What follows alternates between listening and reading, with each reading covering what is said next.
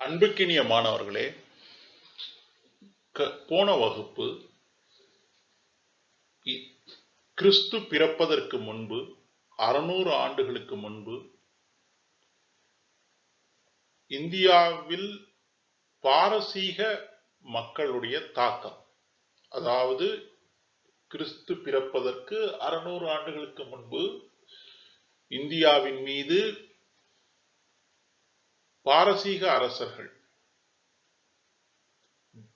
Cyrus, Darius போன்ற அரசர்கள் படையெடுத்து வந்து அதன் காரணமாக இந்தியாவில் ஏற்பட்ட விளைவுகள் மற்றும் மாற்றங்களை பற்றி படித்தோம்.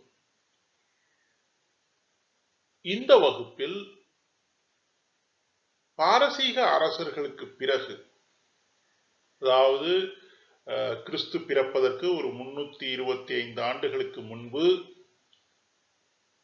கிரேக்க அரசரான அலெக்சாண்டர் என்பவர் இந்தியாவின் மீது படையெடுத்து வந்து அதன் காரணமாக இந்தியாவில் ஏற்பட்ட விளைவுகளை பற்றி படிக்க இருக்கின்றோம். ஆக இந்த வகுப்பில் இந்தியாவின் மீது கிரேக்க அரசர் அலெக்சாண்டர் கிறிஸ்து பிறப்பதற்கு 325 ஆண்டுகளுக்கு முன்பு படையெடுத்து அதன் பிறகு இந்தியர்களுக்கும் கிரேக்க மக்களுக்கும் ஏற்பட்ட உறவுகள், அந்த உறவுகளால் ஏற்பட்ட விளைவுகளை பற்றி இந்த காணொளியில் படிக்க இருக்கின்றோம். அன்புக்கினிய மாணவர்களே, நம் காணொளிக்குள் செல்வதற்கு முன் சில விஷயங்களை உங்களிடம் தெளிவுபடுத்த விரும்புகின்றேன். ஒன்று, நாம் இந்த வகுப்பில் படிக்கக்கூடிய அத்தனை மாணவர்களையும் போட்டித் தேர்வுகளுக்கு தயார் செய்யக்கூடிய மாணவர்களாகத்தான் பார்க்கின்றேன். குறிப்பாக ஸ்லெட் அல்லது டிஎன்பிஎஸ்சி போன்ற பரீட்சைகளுக்கு தயார் செய்யக்கூடிய மாணவர்களாக உங்களை நான் பார்க்கின்றேன். ஆக உங்களுக்கு நடத்தப்படுகின்ற இந்த பாடங்கள் உங்களுக்கு எளிய முறையில் புரிய வேண்டும் என்ற காரணத்தினால் இதை எளிய தமிழில் உங்களுக்கு விளக்குகின்றேன். நான் இவ்வளவு எளிமையாக இந்த பாடங்களை எளிமையாக தமிழில் விளக்கிய பின்பும் நமக்கு கிடைக்கக்கூடிய ஒரு ஃபீட்பேக் எப்படி இருக்கிறது என்று சொன்னால், அதிகமான மாணவர்கள் இதை கேட்பதில்லை அல்லது பார்ப்பதில்லை என்ற ஒரு நிலைதான் இருக்கின்றது. இந்த நிலை மிகவும் வேதனைக்குரிய நிலை. இந்த நிலை மாற வேண்டும். கண்டிப்பாக அனைத்து மாணவர்களும் இந்த காணொளிகளை பார்க்க வேண்டும், கேட்க வேண்டும். மாணவர்கள் இந்த காணொளிகளை பார்த்திருக்கிறார்களா, அது அவர்களுக்கு புரிந்து இருக்கிறதா என்பதை உறுதிப்படுத்திக் கொள்வதற்காகத்தான் காணொளிகளுக்கு பின்பு அசைன்மெண்ட் வழங்கப்படுகின்றது. பெரும்பான்மையான மாணவர்கள் அந்த அசைன்மெண்டை செய்வதில்லை. தினந்தோறும் 2 மாணவர்கள், வெறும் 2 மாணவர்கள் மட்டும்தான் அந்த அசைன்மெண்ட்களை பூர்த்தி செய்கின்றனர். அன்புக்கினிய மாணவர்களே, மீண்டும் மீண்டும் சொல்கின்றேன், இந்த காணொளிகள் உங்களுக்கு மிகவும் முக்கியமானவை. இந்த காணொளிகளை நீங்கள் பார்ப்பது, கேட்பது என்பது உங்களுடைய தலையாய கடமை. இதை புரிந்து கொள்ள முயற்சி செய்ய வேண்டும். இந்த காணொளிகளில் வரக்கூடிய செய்திகளை புரிந்து கொள்ள முயற்சி செய்ய வேண்டியது உங்களுடைய அடிப்படை கடமை. இதை புரிந்து கொள்வது மட்டுமல்ல, அதன் அடிப்படையில் நீங்களும் சுய முயற்சியின் அடிப்படையில் அதிகமான தகவல்களை திரட்டி கொள்ள வேண்டும். நாம் ஏற்கனவே சொல்லியிருக்கிறோம், நான் பேசுவது ஒரு 10% தான். இந்த தலைப்புகளை பற்றி நான் உங்களுக்கு சொல்லுவது ஒரு 10% தான். 10% கூட அல்ல, அதைவிட மிக மிக மிக குறைவு. நீங்கள் ஒவ்வொரு தலைப்பின் அடிப்படையிலும் ஒவ்வொரு தலைப்பிற்கும் சுயமாக உங்களுடைய புத்தகங்களை எடுத்து வைத்து நீங்கள் இன்னும் அதிகமான தகவல்களை திரட்டிக் கொள்ள வேண்டும். நாம் சிந்து சமவெளி நாகரிகத்தை பற்றி பேசியிருக்கிறோம், நாம் வேத காலத்தை பற்றி பேசியிருக்கின்றோம், நாம் சமண சமயத்தை பற்றி பேசியிருக்கின்றோம், நாம் பௌத்த சமயத்தை பற்றி பேசியிருக்கின்றோம், நாம் பாரசீக படையெடுப்புகளை பற்றி பேசியிருக்கின்றோம். இப்பொழுது கிரேக்க படையெடுப்புகள், இந்தியாவின் மீது கிரேக்க படையெடுப்புகளை பற்றி பேசியிருக்கின்றோம். இது சம்பந்தமாக உங்கள் ஒவ்வொருவருக்கும் தனித்தனியாக புரிதல்கள் தெளிவான முறையில் இருக்க வேண்டும். அதை தெளிவாக நீங்கள் எடுத்துரைக்கக்கூடிய அளவுக்கு உங்களை நீங்கள் பலப்படுத்திக் கொள்ள வேண்டும். ஆக இது ஏதோ ஆசிரியர் தன்னுடைய கடமையை நிறைவேற்றுகிறார், அதனால் பேசுகிறார், நாம் அந்த பிரசன்டேஷனை ஒரு கிளிக் செய்துவிட்டு நம்முடைய கடமையை முடித்துக் கொள்வோம் என்ற நிலை இல்லை. அன்புக்கினிய மாணவர்களை மீண்டும் சொல்கின்றேன், இந்த காணொளிகளை நீங்கள் முழுமையாக கேட்க வேண்டும், இந்த காணொளிகளை நீங்கள் முழுமையாக பார்க்க வேண்டும். இதை கேட்டு பார்த்த பின்பு கண்டிப்பாக இதன் தொடர்ச்சியாக வரக்கூடிய அசைன்மெண்ட்டுகளை செய்ய வேண்டும். அனைவரும் செய்ய வேண்டும். இந்த குழுமத்தில் இருக்கக்கூடிய அனைத்து மாணவர்களும் செய்ய வேண்டும். ஆக நாம் இப்பொழுது பாடத்திற்கு தொடர்வோம். இந்த காணொளியில் நாம் இந்தியாவின் மீது படையெடுத்து வந்த கிரேக்க அரசர் அலெக்சாண்டர், அதனால் வந்த விளைவுகள். இது மிகவும் ஆச்சரியமான விஷயம். இன்று கிரீஸ் என்ற ஒரு நாடு இருக்கின்றது. அது இந்தியாவுக்கு மேற்கே, வடமேற்கே மிகவும் தள்ளி இருக்கின்றது. அதாவது இந்தியாவுக்கு இன்று இந்தியாவிற்கு வடமேற்கே பாகிஸ்தான் இருக்கிறது, பாகிஸ்தானுக்கு மேற்கே ஈரான் இருக்கிறது. ஈரான் தான் பழைய பர்ஷியா. அந்த பர்ஷியாவுக்கும் மேற்கே இருக்கக்கூடிய நாடுதான் கிரீஸ். இன்று இந்தியாவுக்கும் கிரீஸுக்கும் ஒரு பெரிய தொடர்பு இல்லாத போல் நமக்கு தெரிகின்றது. ஆனால் ஒரு காலகட்டத்தில், அதாவது இன்றிருந்து 2300 வருடங்களுக்கு முன்பு கிரீஸ் நாட்டைச் சேர்ந்த அரசன் அலெக்சாண்டர் இந்தியாவின் மீது படையெடுத்து வந்தான். அவன் படையெடுத்து வந்ததன் விளைவாக இந்தியாவின் வடமேற்கு பகுதியில் ஒரு கிரேக்க சாம்ராஜ்யம் உருவானது. அந்த கிரேக்க சாம்ராஜ்யம் உருவான காரணத்தினால் இந்தியாவுக்கும் கிரேக்கத்துக்கும் மிகப்பெரிய ஒரு தொடர்புகள் ஏற்பட்டன. அந்த தொடர்புகளின் விளைவுகளாக இந்திய கலாச்சாரத்தின் மீது கிரேக்கர்களுடைய தாக்கமும், கிரேக்க கலாச்சாரத்தின் மீது இந்தியாவின் தாக்கமும் ஏற்பட்டது. அதை பற்றி தான் இந்த காணொளியில் படிக்க இருக்கின்றோம்.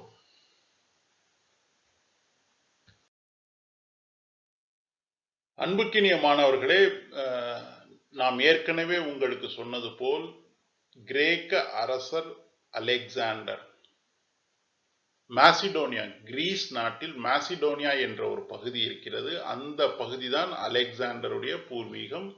ஆக கிரேக்க அரசர் மாசிடோனியாவை சேர்ந்த கிரேக்க அரசர் அலெக்சாண்டர் 327 பிசி முதல் 325 பிசி வரை இந்திய படையெடுப்பில் ஈடுபட்டிருந்தார். அந்த படையெடுப்பின் காரணமாக இந்தியாவுக்கும் கிரேக்கத்துக்கும் மிக நெருங்கிய ஒரு தொடர்பு ஏற்பட்டது. அந்த படையெடுப்புக்கு பிறகு கிரேக்க வரலாற்றாசிரியர்கள் இந்தியாவை பற்றி எழுதத் தொடங்கினர்.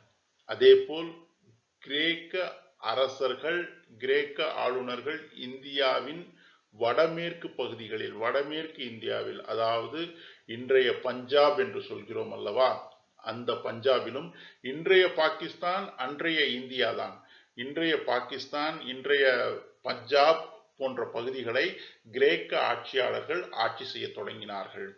புதிய கலை வடிவங்கள் உருவாகின.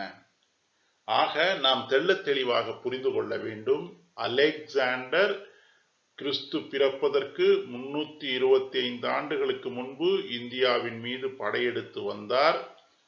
அந்த படையெடுப்பின் காரணமாக இந்தியாவுக்கும் கிரேக்க நாட்டுக்கும் இடையே நெருங்கிய தொடர்பு ஏற்பட்டது. அந்த தொடர்பின் விளைவாக முதலாவது விஷயமாக கிரேக்க வரலாற்று ஆசிரியர்கள் இந்தியாவை பற்றி எழுதத் தொடங்கினார்கள்.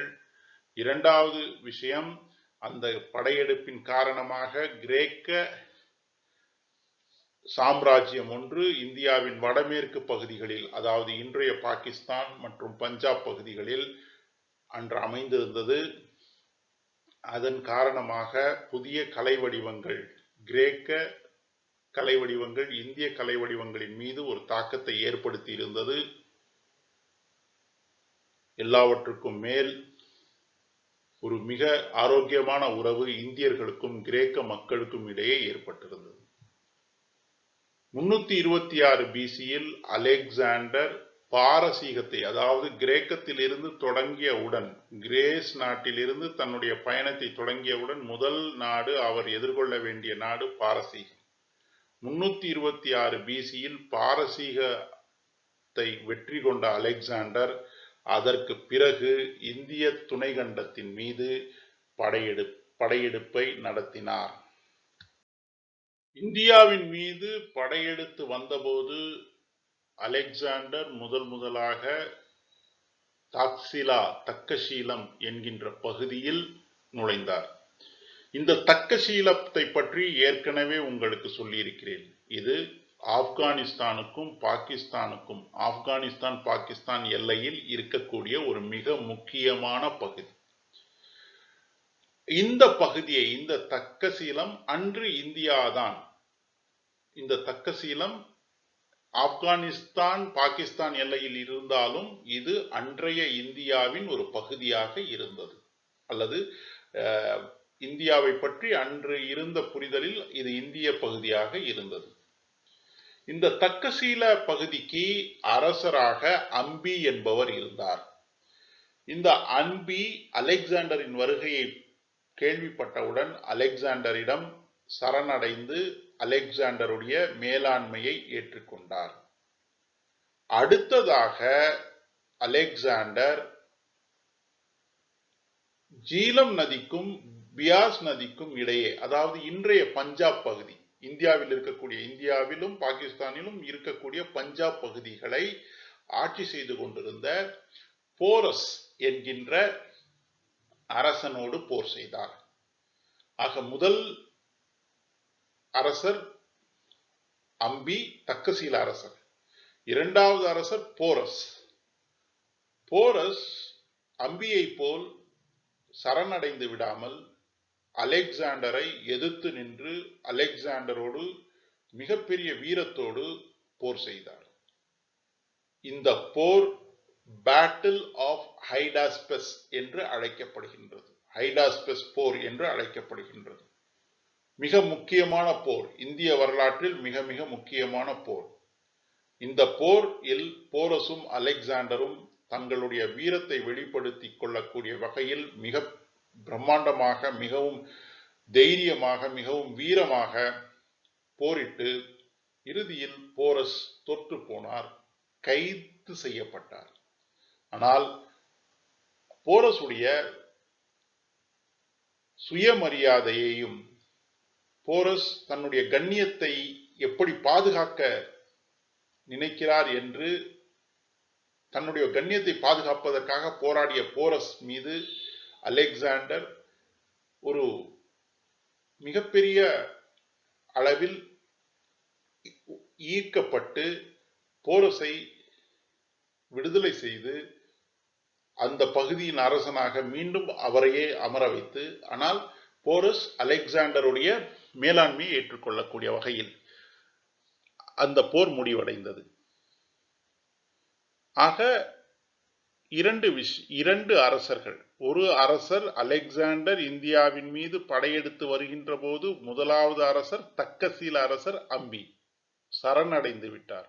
இரண்டாவது அரசர் போரஸ், இன்றைய பஞ்சாப் பகுதி, ஜீலம் மற்றும் பியாஸ் நதிகளுக்கு இடையே இருக்கக்கூடிய பகுதிகளின் அரசராக இருந்தவர். பேட்டில் ஆஃப் ஹைடாஸ்பஸ் என்ற போரில் அலெக்சாண்டரை எதிர்கொண்டவர் போரஸ். அந்த போரில் தோல்வியுற்றாலும் அவர்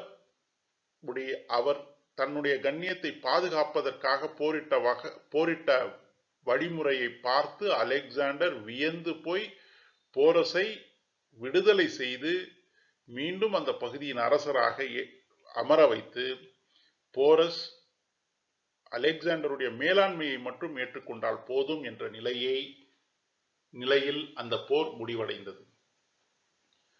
அடுத்ததாக இன்னும் கிழக்கே அலெக்சாண்டர் படையெடுத்து வந்து மகத சாம்ராஜ்யத்தின் மீது தாக்குதல் நடத்த முன் வந்தார். ஆனால் அன்றைய மகத அரசர் தனநந்தர் மிக பிரம்மாண்டமான அரசர், மிக சக்தி வாய்ந்த அரசர், அதிகமான படைபலமுடைய அரசர் என்ற அடிப்படையில் மேலும் அலெக்சாண்டருடைய படை வீரர்கள் போர் செய்து களைத்து போயிருந்தனர் என்ற அடிப்படையிலும் அலெக்சாண்டருடைய போர் வீரர்கள் படை வீரர்கள் திரும்பி செல்ல முனைந்தனர். திரும்பி செல்ல வேண்டும் என்று அவர்கள் விரும்பினர். அலெக்சாண்டர் வேறு வழி இல்லாமல் மகத பகுதிக்கு வராமல், மகத பகுதியை எந்த விதமான தாக்குதலுக்கும் உள்ளாக்காமல் மீண்டும் தன் நாட்டுக்கு திரும்பினார். அப்படி திரும்புகின்ற வேளையில் பாபிலோனியா என்ற பகுதியில் நோய்வாய்ப்பட்டு மறைந்து போனார். ஆக நாம் அலெக்சாண்டருடைய படையெடுப்பு சம்பந்தமாக சில முக்கியமான விஷயங்களை, தகவல்களை தெரிந்து கொண்டிருக்கின்றோம்.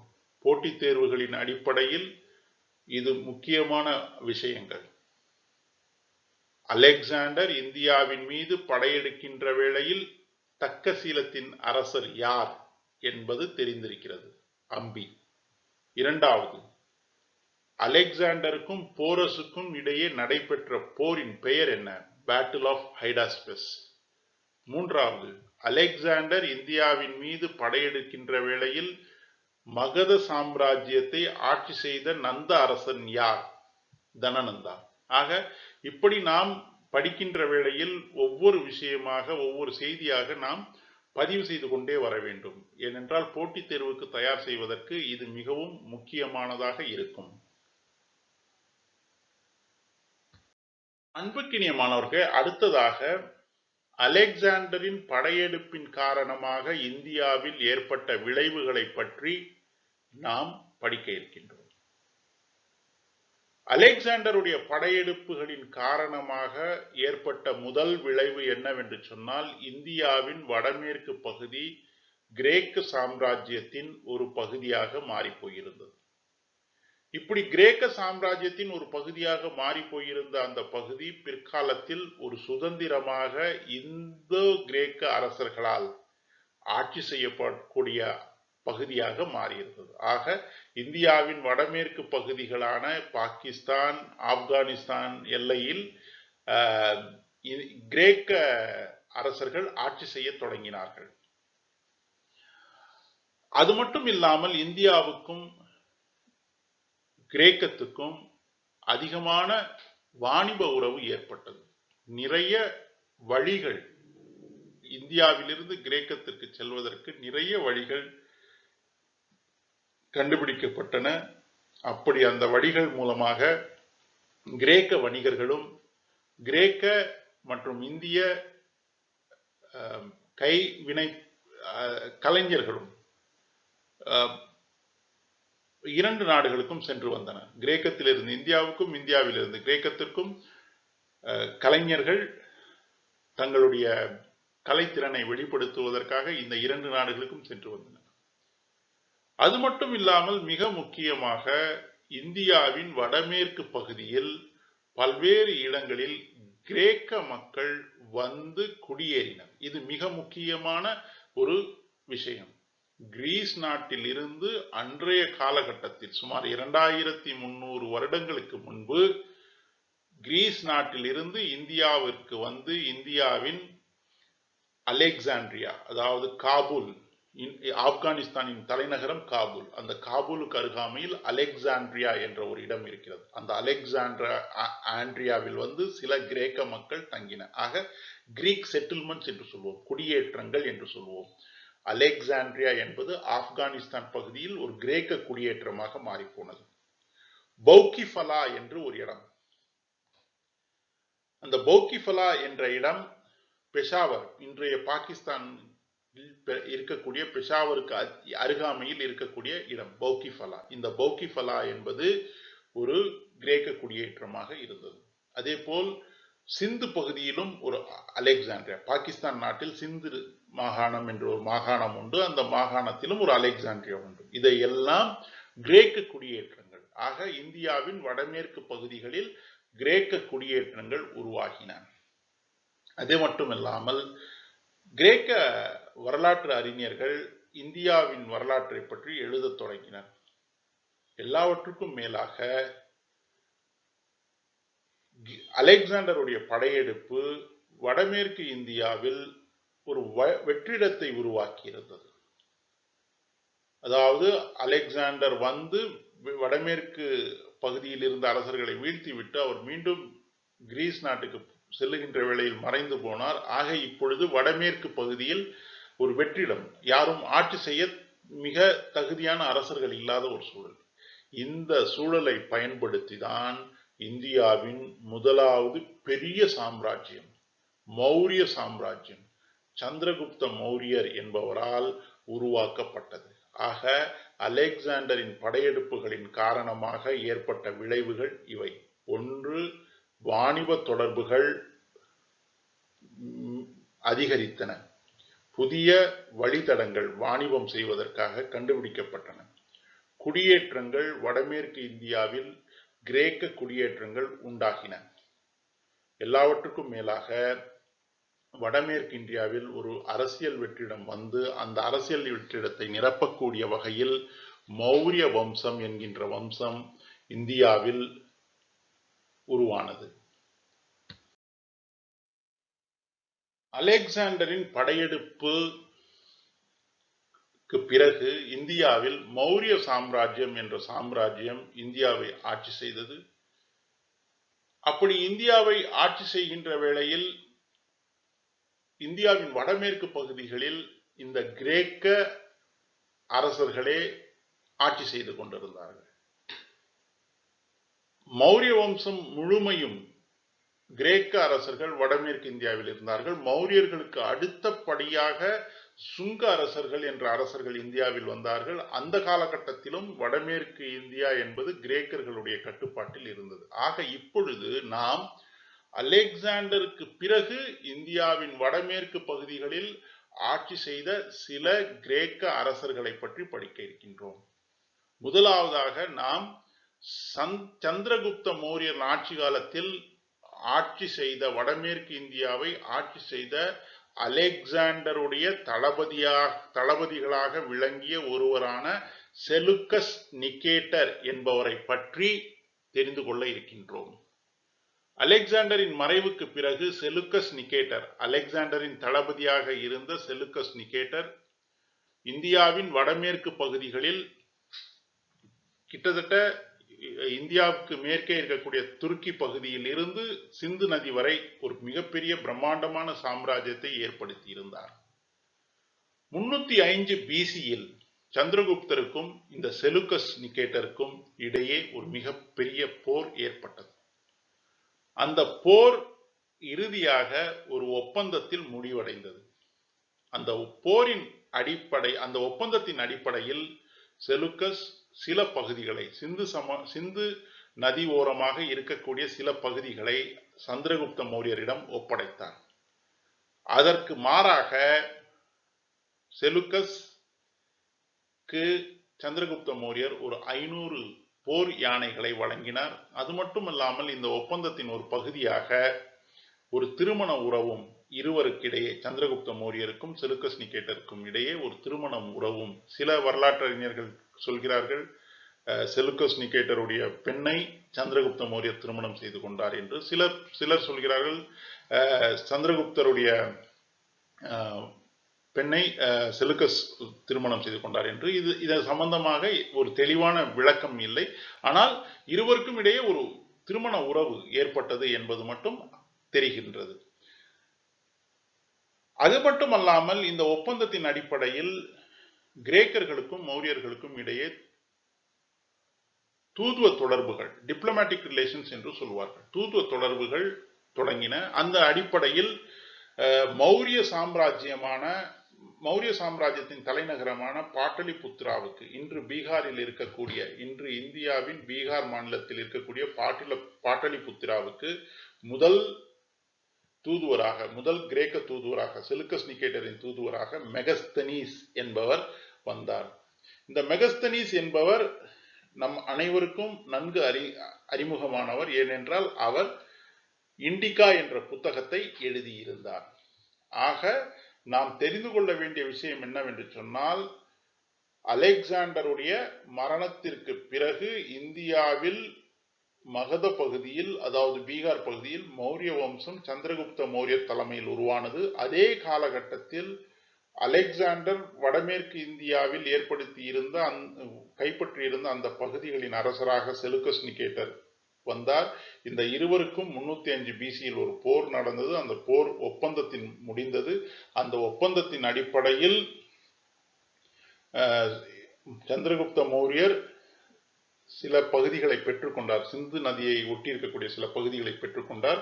ஒரு திருமண உறவும் ஏற்பட்டது. எல்லாவற்றுக்கும் மேலாக மெகஸ்தனீஸ் என்ற தூதுவர் சந்திரகுப்த மௌரியரின்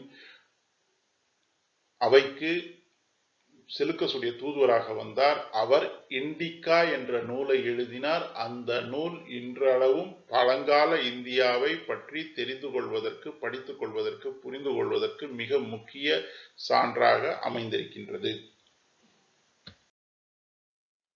ஆக அலெக்சாண்டருடைய ஆட்சி காலத்தில் 325 பிசி வாக்கில் உருவான இந்த தொடர்புகள், இந்தோ கிரேக்க தொடர்புகள் அலெக்சாண்டருக்கு பிறகும் தொடர்ந்தன.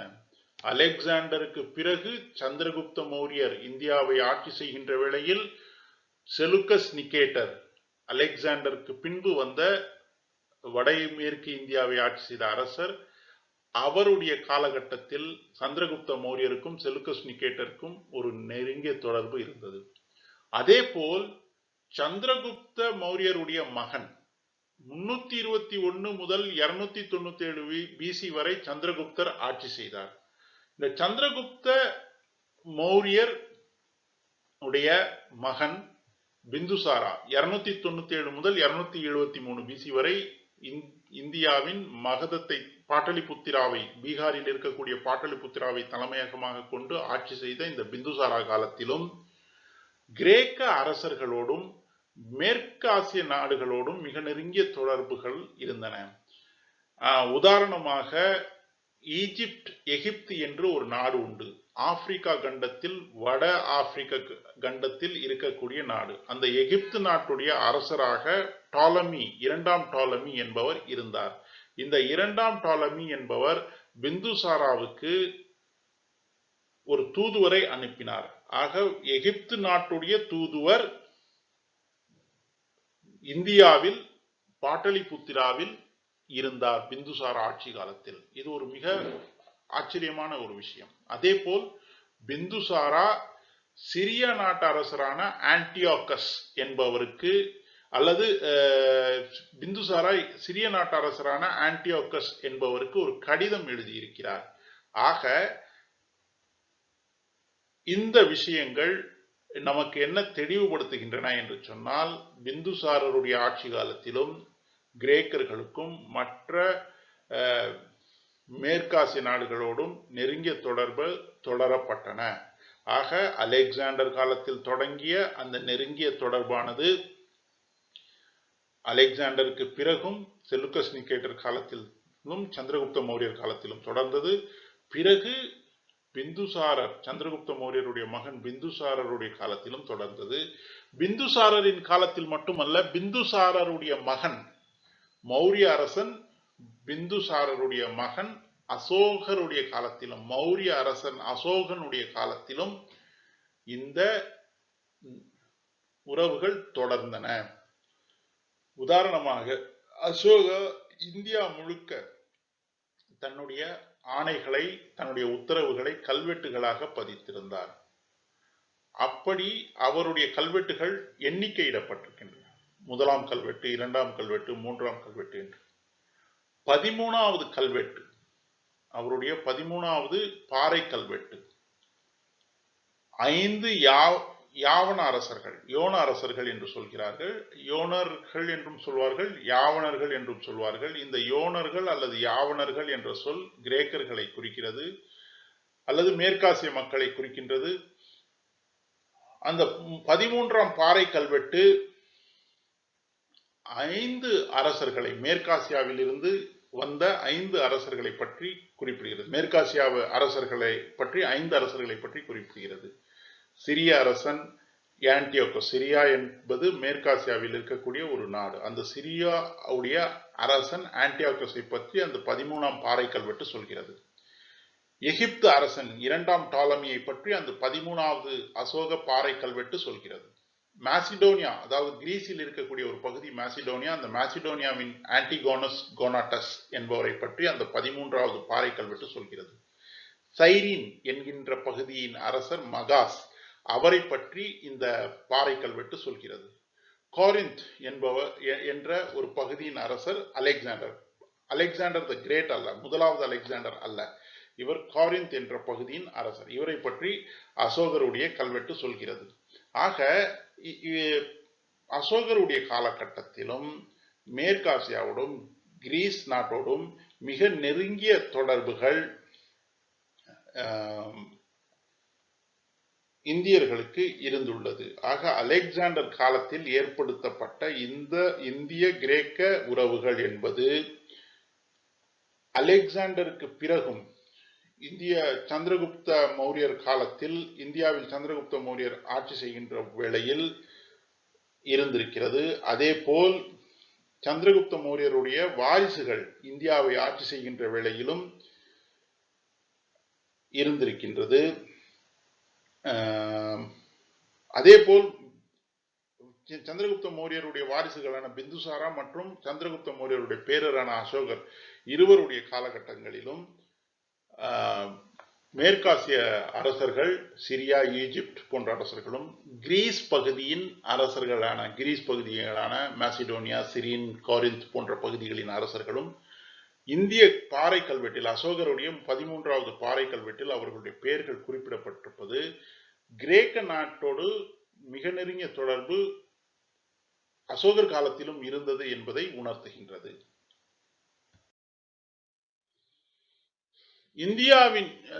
இந்தியாவிற்கு வந்த கிரேக்கர்களை மற்றும் இந்தியாவிற்கு வந்த கிரேக்க பகுதியை சார்ந்து இருக்கக்கூடிய இதர மக்களை இந்தியர்கள் யவனர்கள் என்று அழைத்தார்கள். யவனர்கள் என்ற சொல் கிரேக்கர்களையும் இதர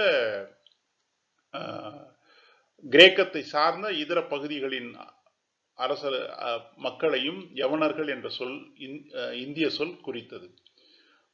இந்த உறவு முறையின் காரணமாக, இந்தியாவுக்கும் கிரேக்கத்துக்கும் ஏற்பட்ட உறவு முறையின் காரணமாக பல்வேறு தொடர்புகள் ஏற்பட்டன. தூதுவர்கள், 2 பகுதிகளில் இருந்தும் தூதுவர்கள் ஏற்றுக்கொள்ளப்பட்டன. கடித போக்குவரத்து இருந்தது. எல்லாவற்றுக்கும் மேல் வாணிப தொடர்புகள் அதிகமாக உருவாகி இருந்தன. நிலம் வழியாகவும் கடல் வழியாகவும் வாணிப தொடர்புகள் நடந்தன. அதாவது கிரேக்க நாட்டிலிருந்து பாரசீக நாட்டிற்கு வந்து, பாரசீக நாட்டிலிருந்து ஆப்கானிஸ்தான், வடமேற்கு ஆப்கானிஸ்தானிற்கு வந்து, வடமேற்கு ஆப்கானிஸ்தான் என்பதை பாக்ட்ரியா என்று அழைத்தார்கள். ஆக அந்த பாக்ட்ரியா பகுதிக்கு வந்து அங்கிருந்து இந்தியாவுக்குள் நில வழியாக வருவது ஒரு வழி. அது இல்லாமல் இன்றைய குஜராத் பகுதி இருக்கிறது அல்லவா, அந்த குஜராத் பகுதியை ஒட்டி பாரசீக கடலுக்குள் சென்று, அந்த பாரசீக கடலிலிருந்து செங்கடலுக்குள் சென்று கிரீஸ் நாட்டுக்கு சென்றடைந்து விட முடியும். ஆக நிலப்பரப்பிலும் வாணிப தொடர்பு இருந்தது, கடல் மார்க்கமாகவும் வாணிப தொடர்பு இருந்தது. பல்வேறு பொருட்கள் வாணிபம் செய்து கொள்ளப்பட்டது. அப்படி வாணிபம் செய்யக்கூடிய பொருட்கள் ஐவரி என்று சொல்வார்கள். ஐவரி என்பது ஒரு வகையான ஆபரணத்துக்காக பயன்படுத்தக்கூடிய ஒரு பொருள். அதே போன்று டாட்டாய் ஷெல், ஆமை ஓடுகள், முத்துக்கள், இண்டிகோ என்ற ஒரு இண்டிகோ என்பது ஒரு செடியில் இருந்து எடுக்கப்படுகின்ற சாயம், இண்டிகோ என்ற ஒரு சாயத்தை இது ஒரு வாணிப பொருளாக இருந்தது. அதே போல் இதர விஷயங்களும், இதர வாசனை திரவியங்களும் மிகவும் அரிதான மர பலகைகளும் வாணிப பொருட்களாக அமைந்திருந்தன. இந்தியாவிலிருந்து இந்த பொருட்களை எல்லாம் கிரேக்க நாட்டு மக்கள் பெற்று சென்றனர். ஆக இந்த இந்தோ கிரேக்க உறவுகளின் காரணமாக சிறந்த வாணிபம் ஏற்பட்டிருந்தது. அலெக்சாண்டரின் படையெடுப்பின் காரணமாக உருவாகி இருந்த இந்த இந்தோ கிரேக்க உறவுகள் அலெக்சாண்டருக்கு பிறகும் தொடர்ந்தன. அலெக்சாண்டருக்கு பிறகு அலெக்சாண்டருடைய தளபதியாக இருந்த செலுக்கஸ் என்பவர் துருக்கியில் இருந்து இந்தியாவின் வடமேற்கு பகுதிகளை உள்ளடக்கி ஒரு சாம்ராஜ்யத்தை ஏற்படுத்தி இருந்தார். இந்த சாம்ராஜ்யத்திற்கு செலுக்கிட் எம்பையர் என்று பெயர். இந்த செலுக்கிட் எம்பையரின் ஆளுநர்களாக இருந்தவர்கள் இந்தியாவோடு, இந்திய அரசர்களோடு நெருங்கிய தொடர்பை வைத்திருந்தார்கள். காலப்போக்கில் இந்த செலுக்கிட் எம்பையருடைய வடமேற்கு இந்திய பகுதிகளுக்கான ஆளுநர்கள் தங்களை சுதந்திர அரசர்களாக பிரகடனப்படுத்திக் கொண்டு ஒரு சாம்ராஜ்யத்தை, ஒரு சுதந்திரமான சாம்ராஜ்யத்தை உருவாக்கினார்கள். ஆக 200 பிசி வாக்கில் இந்தியாவின் வடமேற்கு பகுதியில், அதாவது அன்றைய இந்தியா என்று சொல்கின்ற வேளையில் அது ஆப்கானிஸ்தானையும் பாகிஸ்தானையும் உள்ளடக்கியது. அன்றைய இந்தியாவின் வடமேற்கு பகுதியான ஆப்கானிஸ்தான் மற்றும் பாகிஸ்தானில் ஒரு சுதந்திரமான கிரேக்க சாம்ராஜ்யம் அமைந்து அந்த கிரேக்க சாம்ராஜ்யத்திற்கு கிரேக்கர்கள் ஆட்சி செய்தார்கள். அவர்களை நாம் இண்டோ கிரீக்ஸ், இந்திய கிரேக்கர்கள் என்று அழைக்கின்றோம். ஆக சுமார் நீண்ட நாட்கள், ஒரு 200 ஆண்டுகள் இந்த இந்தோ கிரேக்கர்கள் தங்களுடைய ஆதிக்கத்தின் கீழ் இந்த வடமேற்கு இந்தியாவை வைத்திருந்தார்கள். இப்பொழுது நாம் அந்த இந்தோ கிரேக்கர்களை பற்றி படிக்க இருக்கின்றோம். ஆக அலெக்சாண்டருடைய படையெடுப்பின் காரணமாக ஏற்பட்ட அந்த உறவின் விளைவு இந்தியாவில், வடமேற்கு இந்தியாவில் ஒரு சுதந்திரமான கிரேக்க சாம்ராஜ்யம் உருவாவதற்கு வழிவகுத்திருக்கிறது. டயோடாட்டஸ் என்று ஒரு ஆளுநர், செலுக்கிட் எம்பையருடைய ஆளுநர், வடமேற்கு இந்தியாவுக்கான ஆளுநர், அவர் ஒரு காலகட்டத்தில் தன்னை சுதந்திர அரசராக பிரகடனப்படுத்திக்கிட்டு முதலாக அந்த வடமேற்கு பகுதி இந்தோ கிரேக்கர்களால் ஆட்சி செய்யப்படும். அந்த இந்தோ கிரேக்கர்களுக்கும் வடமேற்கு அப்பாறு இருக்கக்கூடிய கிரேக்கர்களோடு எங்களுக்கு எந்த தொடர்பும் இல்லை, நாங்கள் இந்திய கிரேக்கர்கள், நாங்கள் சுதந்திரமாக இந்த பகுதியை ஆட்சி செய்வோம் என்று முதலாக அறிவித்தவர் டயோடாட்டஸ். 212 பிசியில் இந்த பகுதிக்கு யுத்திடைமஸ் என்ற ஒரு கிரேக்க அரசராக இருப்பது தெரிகிறது.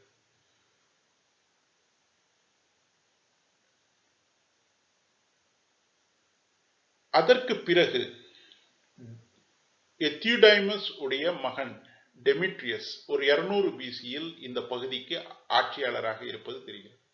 மீண்டும் ஒரு டெமெட்ரியஸ் 175 பிசியில் வருகிறார். அவர் டெமெட்ரியஸ் 2 என்று அழைக்கப்படுகிறார். ஆக கிரேக்கர்கள் வடமேற்கு பகுதியில் எத்தனை அரசர்கள் இருந்தார்கள் பாருங்கள். டயோடாட்டஸ் என்று ஒருவர், எத்திடெமஸ் என்று ஒருவர், டெமெட்ரியஸ் என்று ஒருவர், டெமெட்ரியஸ் 2 என்று ஒருவர், இப்படி அந்த வடமேற்கு பகுதிகளை தங்களுடைய கட்டுப்பாட்டிலேயே வைத்திருந்தார்கள். இந்த வடமேற்கு பகுதியில் கிரேக்க ஆட்சி அமைந்ததன் காரணமாக இந்தியாவிற்கு மிக பெரிய கொடை என்று சொன்னால் அவர்களுடைய நாணயவியல் நிபுணத்துவத்தை இந்தியர்கள் பெற்றார்கள். இந்த கிரேக்க அரசர்கள் வடமேற்கு இந்தியாவில் ஒரு சாம்ராஜ்யத்தை ஏற்படுத்தி இருந்த இந்திய கிரேக்க அரசர்கள் கிரேக்க நாட்டில் இருந்த வெள்ளி நாணயங்களைப் போல் இவர்களும் நாணயங்களை பயன்படுத்தினார்கள். அந்த நாணயங்கள் மிக அழகாக, மிக தெளிவான நாணயங்களாக இருந்தன. அந்த நாணயங்களில் அரசர்களுடைய பெயர்களும் அரசர்களுடைய உருவங்களும் பொறிக்கப்பட்டிருந்தன. டெமெட்ரியஸ் என்பவர் உடைய நாணயத்தில் கிரேக்க மொழியில் மற்றும் கரஸ்தி மொழியில், ஒரு பக்கம் கிரேக்க மொழியிலும் இன்னொரு பக்கம் கரஸ்தி மொழியிலும் எழுதியிருந்தது.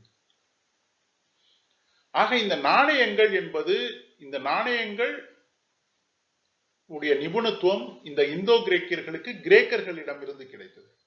இந்தியர்கள் இந்த இந்தோ கிரேக்கர்களிடம் இருந்து இந்த நாணய நிபுணத்துவத்தை பெற்றுக் கொண்டார்கள்.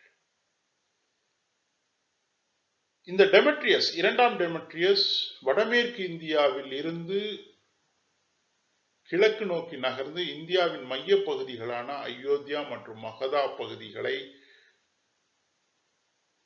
போரிட்டு வெற்றி பெற்றார் என்ற தகவல்கள் பதிவாகி இருக்கின்றன. ஆனால் இவர் கைப்பற்றிய பகுதிகள் பிற்காலத்தில் 165 பிசியில் ஒரு 10 வருடங்களுக்கு பிறகு பார்த்தியர்கள் மற்றும் சாக்கர்கள் போன்ற அரசர்களால் கைப்பற்றப்படுகின்றது. ஆக டெமெட்ரியஸ் கைப்பற்றினார் மத்திய இந்தியாவை, அதாவது வட இந்தியாவில் முக்கியமான அயோத்தியா மற்றும் மகதா பகுதிகளை கைப்பற்றினார். ஆனால் காலப்போக்கில் அதை இழக்கவும் செய்தார்கள் கிரேக்கர்கள். இருப்பினும் அதற்கு பிறகும் வடமேற்கு இந்தியாவில் குறிப்பாக மத்திய தெற்கு ஆப்கானிஸ்தான் மற்றும் பாகிஸ்தான் பகுதிகளில் இவர்கள் நீண்ட நாட்கள் ஆட்சி செய்தார்கள். இந்த நாணயங்களின் அடிப்படையில் சுமார் 30 அரசர்களுடைய பெயர்கள் அடையாளப்படுத்தப்படுகின்றன. ஆக இந்த இந்தோ கிரேக்க சாம்ராஜ்யம் என்ற ஒரு சாம்ராஜ்யம் இந்தியாவில் உருவாகி இந்தியாவில் ஒரு மிகப்பெரிய தாக்கத்தை ஏற்படுத்தி இருந்தது. ஆக இதற்கு அடிப்படையாக அமைந்தது அலெக்சாண்டருடைய படையெடுப்பு. டயோடாட்டஸ், எத்திடீமஸ், டெமெட்ரியஸ் மற்றும் இதர அரசர்கள் இந்தியாவில் ஒரு மிகப்பெரிய தாக்கத்தை ஏற்படுத்தி இருந்தார்கள். இந்த இந்தோ கிரேக்க அரசர்களில் இன்னொரு மிக முக்கியமான அரசர் மெனாண்டர். மெனாண்டர் வடமேற்கு இந்தியாவில் இந்தோ கிரேக்க சாம்ராஜ்யத்தை ஆட்சி செய்தவர். ஆனால் அவருடைய நாணயங்களின் அடிப்படையில் பார்த்தோமே ஆனால் அவர் வடமேற்கு இந்தியாவை மட்டுமல்ல, வடமேற்கு இந்தியாவுக்கு கிழக்கே இந்தியாவின் வடக்கு பகுதிகளான உத்தரப்பிரதேசம் வரை அவருடைய ஆட்சி அமைந்திருந்திருக்கிறது. இன்னும் சொல்ல போனால் ஹதிகும்பா கல்வெட்டு என்று ஒரு கல்வெட்டு ஒரிசா மாநிலத்தில் இருக்கின்றது. அந்த ஒரிசா மாநிலத்தில் இருக்கக்கூடிய ஹதிகும்பா கல்வெட்டு என்ற கல்வெட்டு காரவேல அரசனுடைய கல்வெட்டு. அந்த காரவேல அரசன் ஒரிசாவின் அரசன், ஒரிசா பகுதியின் அரசனான காரவேலன், அவனால் கூட இந்த மெனாண்டருடைய படையெடுப்பை தடுக்க முடியவில்லை என்று சொல்கிறது. அப்படி என்று சொன்னால் வடமேற்கில் இருந்து தொடங்கி கிழக்கு நோக்கி உத்தரப்பிரதேசம், பீகார், ஒரிசா போன்ற பகுதிகளை எல்லாம் மெனாண்டர் கைப்பற்றினார் என்று நமக்கு தெரிய வருகிறது. இந்த மெனாண்டரை பற்றி நாம் ஏற்கனவே படித்திருக்கின்றோம். மிலிந்த பன்ஹா என்ற ஒரு நூல், பௌத்த சமயத்தை பற்றி படிக்கின்ற வேளையில் நாம் இந்த மிலிந்த பன்ஹா என்ற நூலை பற்றி படித்திருக்கின்றோம். இந்த மிலிந்த பன்ஹா என்ற நூல் அடிப்படையில் மெனாண்டருடைய கேள்விகள், மிலிந்தா என்றால் மெனாண்டரை குறிக்கின்றது, பன்ஹா என்றால் கேள்விகள். மெனாண்டர் தன்னுடைய பௌத்த ஆசானான நாகசேனரிடம் கேட்ட கேள்விகளை, அதற்கு நாகசேனா அளித்த பதில்களை இந்த நூல், மிலிந்த பன்ஹா என்ற நூல் விளக்குகின்றது. ஆக நமக்கு ஒரு விஷயம் தெளிவாக தெரிகிறது, மெனாண்டர் என்பவர் பௌத்த சமயத்தை ஏற்றுக்கொண்டவராக இருக்கின்றார். பௌத்த சமயத்தை ஏற்றுக்கொண்டவர் மட்டுமல்ல, பௌத்த சமயத்தை பரப்பக்கூடியவராகவும் மெனாண்டர் இருந்திருக்கின்றார். ஆக மெனாண்டர் என்ற ஒரு இந்தோ கிரேக்க அரசர் மிக முக்கியமான அரசர். அவரை பற்றி நாம் இந்த மிலிந்த பன்ஹா என்ற நூல் மிக முக்கியமான நூல் என்பதை நாம் தெரிந்து கொள்ள வேண்டும். மெனாண்டருக்கு அடுத்தாற்போல் ஓரளவுக்கு முக்கியத்துவம் வாய்ந்த இன்னொரு கிரேக்க அரசர், இந்தோ கிரேக்க அரசர் ஆன்டியோகஸ். இவர் உடைய முக்கியத்துவத்திற்கு காரணம், இவர் பாகபத்ரா என்ற ஒரு இந்திய அரசருக்கு ஒரு தூதுவரை அனுப்பினார். அந்த தூதுவருடைய பெயர் ஹெலியோடோரஸ். இந்த ஹெலியோடோரஸ் ஒரு தூணை எழுப்பியிருக்கிறார். அந்த தூணில் கேபிட்டல், ஒரு தூண், மௌரிய கால தூண்களை நீங்கள் பார்த்தீர்களே ஆனால் தூண் எழுப்பப்பட்டிருக்கும், தூணுக்கு மேல் ஒரு கேபிட்டல் இருக்கும். கேபிட்டல் என்பது ஒரு உருவம். நம்முடைய தேசிய சின்னம் உங்களுக்கு அனைவருக்கும் தெரியும். சாரநாத் தூண் என்று ஒரு தூண் உண்டு. அந்த தூணுக்கு மேல் கேபிட்டலாக இருக்கக்கூடிய அந்த 4 சிங்கங்கள் உட்கார்ந்து இருக்கக்கூடிய சின்னம் தான் நமது கேபிட்டல். ஆக ஹெலியோடோரஸ் என்பவர் ஆன்டியால்சிடஸ் உடைய தூதுவராக பாகபத்ரா என்ற இந்திய அரசருடைய அவைக்கு வந்தார். அப்படி வந்தவர் ஒரு தூணை எழுப்பியிருக்கிறார். அந்த தூணுக்கு கருட துவாஜா என்று பெயர். இந்த தூணுடைய மேல் கேபிட்டலில் கருடா என்பது ஒரு பறவை. அந்த பறவை, அதாவது கழுகு வகையை சார்ந்த பறவை, அந்த பறவை கேபிட்டலாக வைத்து ஒரு தூணை எழுப்பியிருக்கிறார். இந்த தூண் மத்திய பிரதேசத்தில் விதிசா என்ற இடத்தில் ஒரு ஓப்பன் கிரவுண்ட், திறந்த வெளியில் இருக்கக்கூடிய ஒரு தூண். நான் யூஜிசி எழுதுகின்ற வேளையில் இதை ஒரு கேள்வியாகவே எனக்கு கேட்டிருக்கிறார்கள். ஆன்டியால்சிடஸ் உடைய தூதுவராக பாகபத்ராவுடைய அவைக்கு வந்தவர் யார் என்ற ஒரு கேள்வியும், ஒரு முறை இந்த தூணை பற்றியும் கேள்விகள் எனக்கு கேட்கப்பட்டிருக்கின்றன. ஆக இந்த ஆன்டியால்சிடஸும் ஒரு முக்கியமான அரசராக இருக்கின்றார். இந்தியாவுக்கும் கிரேக்கர்களுக்கும் இடையே ஏற்பட்ட உறவு முறைகள், அந்த உறவு முறைகளின் காரணத்தினால் ஏற்பட்ட விளைவுகள், அதை பற்றி இந்த காணொளியில் கண்டிருக்கின்றோம். அலெக்சாண்டரின் படையெடுப்பின் காரணமாக உருவான அந்த உறவு முறை நீண்ட நாள் தொடர்ந்து இருக்கிறது. இறுதியாக அதன் விளைவாக இந்தியாவில் வடமேற்கு பகுதியில் முழுக்க முழுக்க கிரேக்கர்களால் ஆட்சி செய்யப்படுகின்ற ஒரு சுதந்திர அரசு, சுதந்திர சாம்ராஜ்யம், சுதந்திர பகுதிகள் வடமேற்கு இந்தியாவில் இருந்திருக்கின்றன. அதனால் இந்தியாவில் நிறைய விளைவுகள் ஏற்பட்டிருக்கின்றன என்பதை இந்த காணொளியின் மூலமாக தெரிந்து கொண்டோம். இந்த காணொளியை உங்களுக்கு வழங்குவதற்கு நமக்கு அடிப்படை ஆதாரங்களாக இருந்த நூல்கள் வி.டி. மகாஜன் எழுதிய ஏன்ஷியன்ட் இந்தியா என்ற நூல், எஸ். சாந்த் அண்ட் கம்பெனி என்கின்ற நிறுவனத்தால் பதிப்பிக்கப்பட்ட நூல்.